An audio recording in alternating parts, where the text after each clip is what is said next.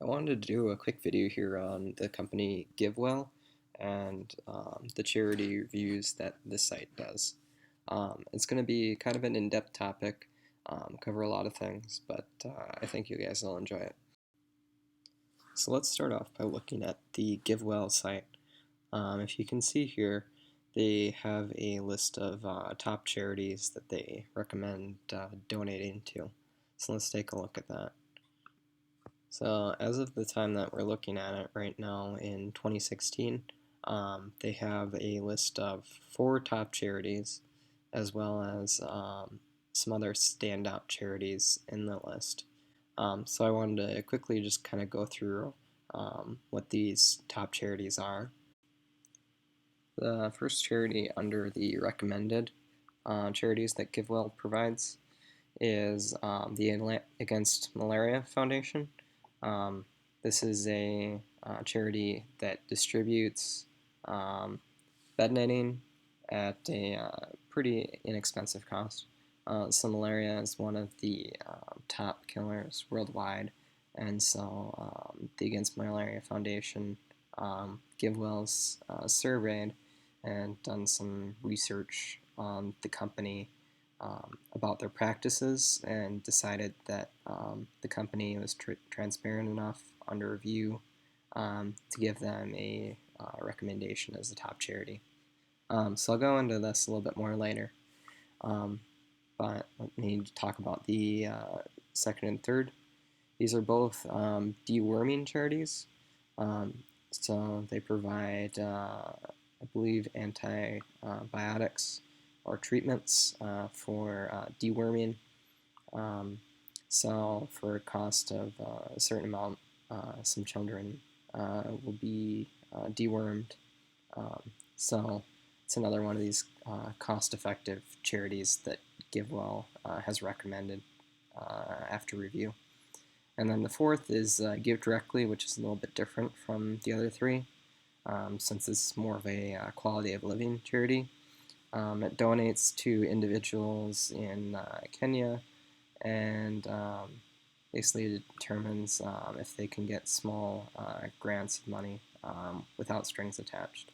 And so this is actually proven to be a pretty effective way of actually giving money to individuals.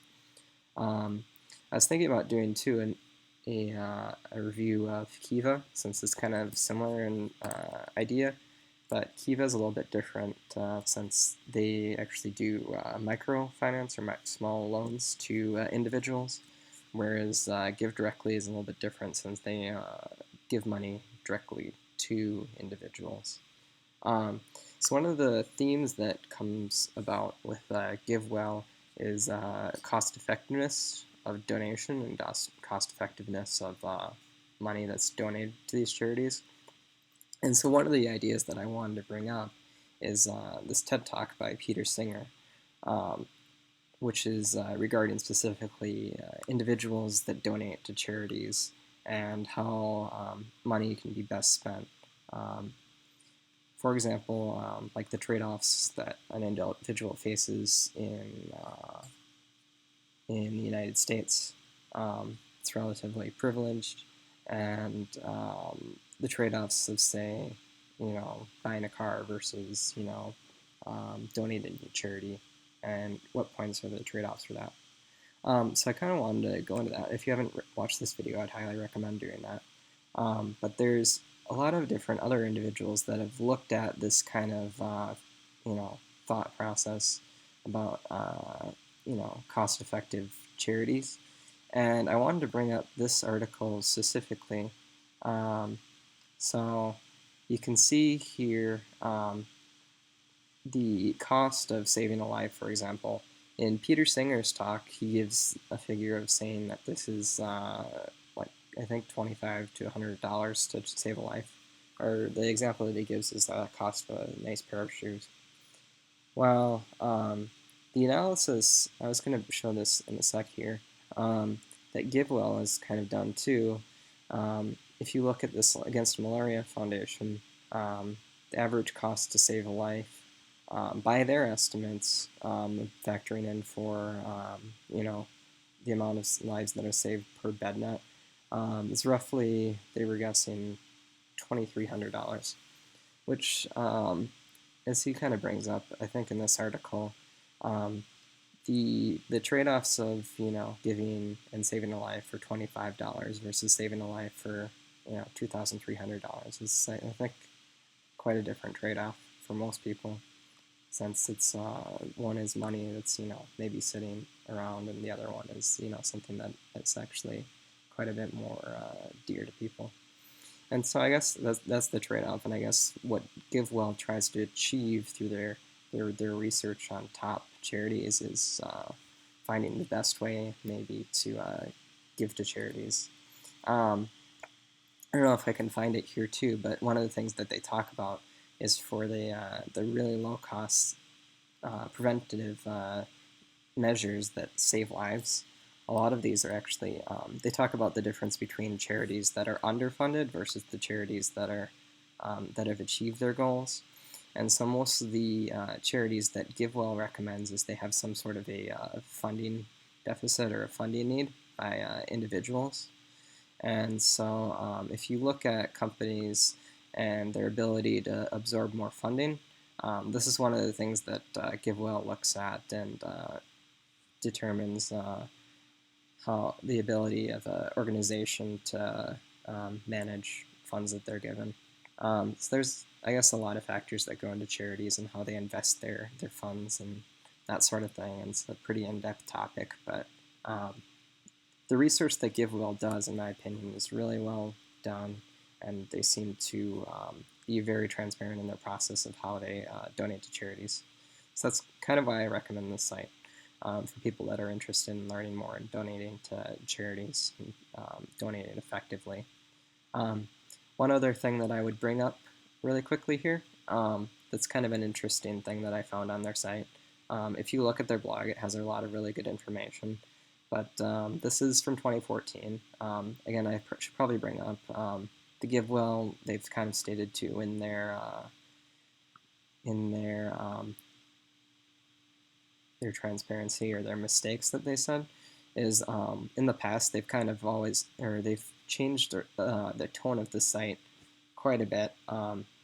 So there was a blog post that they made in 2009 about Kiva, the company I was mentioning earlier.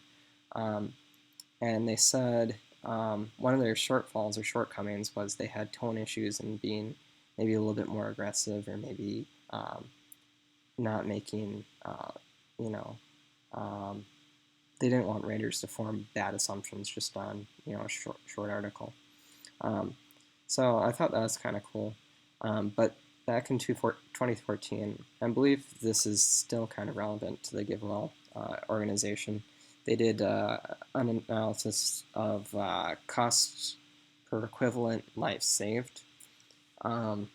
Basically, all the staff members put together assumptions on a Excel spreadsheet of their different costs, as well as basically how much a charity and how much a BedNet would save a life, individual's life.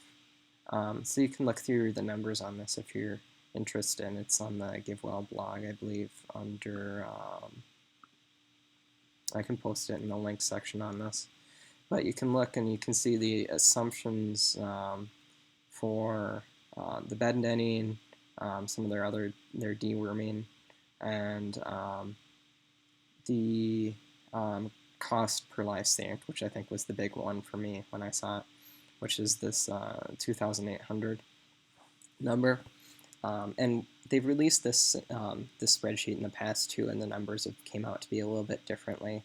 But overall, I think that's kind of the number that they go with. You can see this different staff assumptions. The numbers kind of change based on all these different things that they factor in, which I think is pretty cool that they release it and they do transparency on that level, because it really kind of does frame the argument for cost-effective charity donation. So I think that's kind of what pushes a lot of this effort to do this really well, in-depth charity research. So I think it's pretty cool. I'd recommend giving more of a look on the GiveWell site. And if you're interested, post any questions in the comments section if you have any. And yeah.